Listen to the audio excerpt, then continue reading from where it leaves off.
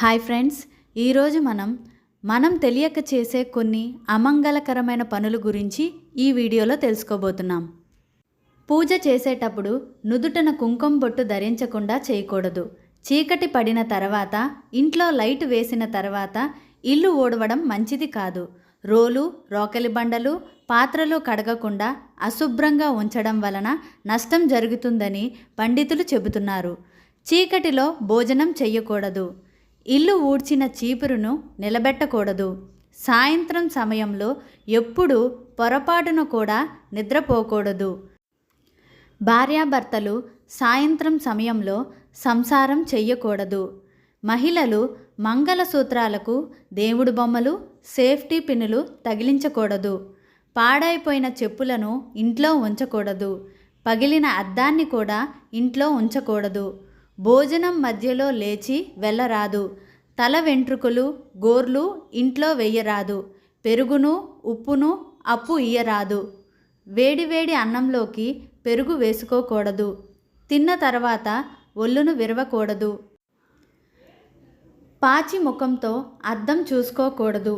వికలాంగులను వేలాకోలం చెయ్యకూడదు. గడపపై పాదం పెట్టి వెళ్ళకూడదు. ఒంటి కాలుపై నించోకూడదు. మంగళవారం మరియు శుక్రవారం పుట్టిన ఇంటి నుండి కూతురు అత్తారింటికి వెళ్ళకూడదు. చేతి గోళ్లను కొరకరాదు. అన్నా తమ్ముడు, తండ్రి కొడుకు ఒకేసారి క్షవరం చేయించుకోకూడదు. సూర్యాస్తమయం వేళలో నిద్రపోకూడదు. భోజనం తర్వాత చేతిని ఎండబెట్టుకోకూడదు. పెరుగును చేతితో చిలికి మజ్జిగ చేయకూడదు. కాలు కడిగేటప్పుడు మడమలను తడవకుండా కడగరాదు. కర్పూరాన్ని ఎండాకాలంలో దానం ఇవ్వకూడదు. తిన్న క్షణమే పడుకోకూడదు. పెద్దల సమక్షంలో కాలుపై కాలు వేసుకొని కాళ్ళు చాపుకొని కూర్చోకూడదు. ఇంటికి వచ్చిన ఆడపిల్లలకు, ముత్తైదువులకు పసుపు కుంకుమ ఇవ్వకుండా పంపించకూడదు.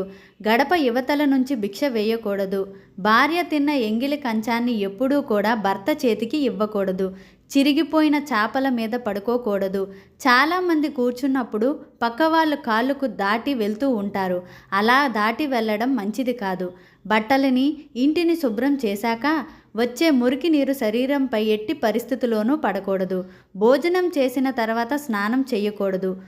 సూర్యాస్తమయం తర్వాత తులసి మొక్క నుండి ఒక్క ఆకును కూడా తెంచకూడదు.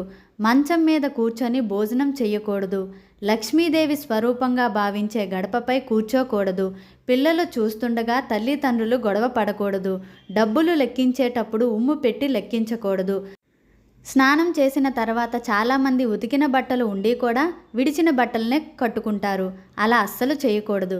స్త్రీలు పడుకునే ముందు గాజులు, కమ్మలు, తాలిబొట్టు లాంటివి తీసి నిద్రించకూడదు. ప్రతిసారి ఇచ్చిపుచ్చుకునేటప్పుడు కేవలం కుడి చేతిని మాత్రమే ఉపయోగించాలి. ఎడమ చేతిని ఉపయోగించకూడదు. నేల మీద పడిన ఆహారాన్ని కాలితో అస్సలు తొక్కకూడదు. శుభానికి వెళ్తున్నప్పుడు స్త్రీలు ముందుండాలి. అశుభానికి వెళ్తున్నప్పుడు పురుషులు ముందు ఉండాలి. తులసి కోటను ఎప్పుడూ ఇంటి గోడలకు ఆనించి నిర్మించరాదు. ఎంగిలి నోటితో గురువుతో మాట్లాడకూడదు. ఎంగిలి చేతితో ఏ పదార్థాన్ని చూపించకూడదు. వ్యసనపరులతో, మూర్ఖులతో వాదోపవాదాలు చెయ్యకూడదు. ఇంటికి ఉత్తరంలో నల్లటి వస్తువులు ఉంటే అవి నెగిటివ్ ఎనర్జీని తీసుకొని వస్తాయి. పూజ చేసేటప్పుడు ఎప్పుడూ తూర్పు లేదా ఉత్తర దశలో మాత్రమే చేయాలి. పాలు కారే మొక్కలు ఇంట్లో పెంచకూడదు. ఇంటికి ఉత్తరం మూలాల్లో బరువైన వస్తువులు పెట్టకూడదు.